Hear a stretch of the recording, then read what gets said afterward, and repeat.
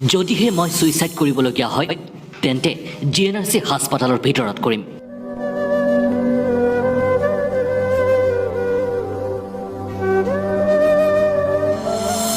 বেলেগ একো কৰিব নোৱাৰিলেও মোৰ ইচ্ছাটো পূৰণ কৰিব পাৰিম। তহঁতে মোক শেষ কৰি দিলি।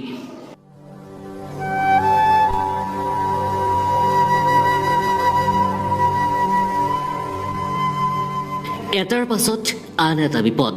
যুদ্ধক্ষেত্ৰৰ পৰা পিছ হুহকি নহা কণমানি জীউৰ পিতৃ মৃদুল কলিতা এতিয়া হতাশগ্ৰস্ত।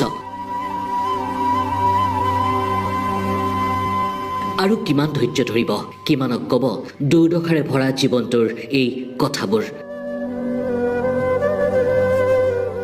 সকলো থাকিও তেওঁ যেন নিৰুপায়।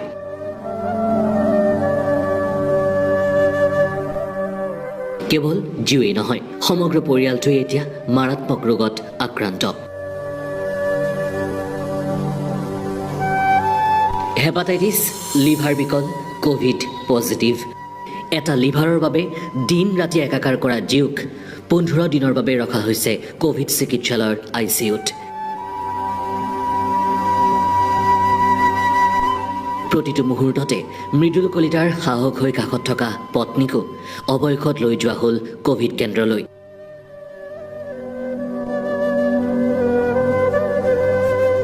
তিনিওজনে এতিয়া বেংগালুৰু চহৰত থাকিবলগীয়া হৈছে পৃথকে।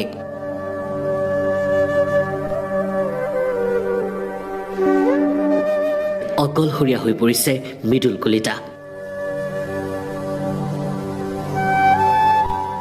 অৱশেষত উপায়ন্তৰ নাপাই মৃদুল কলিতাই পুনৰ দিলে এই আৱেগ আৰু উষ্মাৰে ভৰা ফেচবুক পোষ্ট।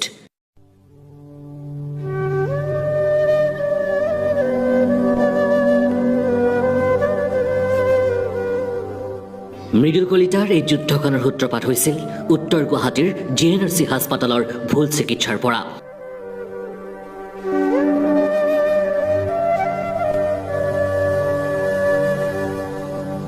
মাত্ৰ 1.5 লাখ টকাৰ লোভত এই দুৰ্ভগীয়া পৰিয়ালটোক হাস্পাতালখনে আজি এনেকুৱা এটা পৰ্যায় পোৱালে।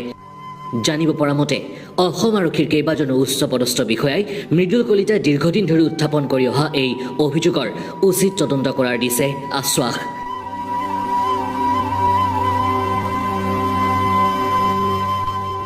হয়তো কম সময়ৰ ভিতৰতেই অসম আৰক্ষীৰ এটা সজাতি দলে হাস্পাতালখনত আৰম্ভ কৰিব তদন্ত।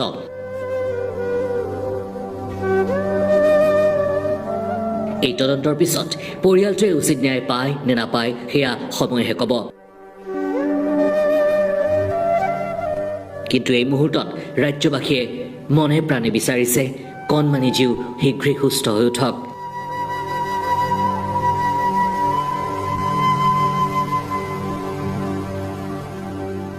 লগতে শীঘ্ৰে সুস্থ হৈ উঠক জীউৰ পিতৃ মাতৃও। অসমবাসীৰ মৰম আশীষ আছে এই পৰিয়ালটোৰ সৈতে।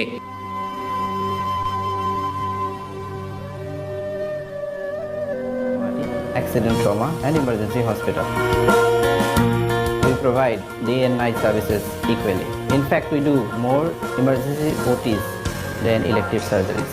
We also cater the low socio-economic strata of Assam by its illustrious cream called Kahi, which means to smile. So keep smiling with a healthy life with Gate Hospital.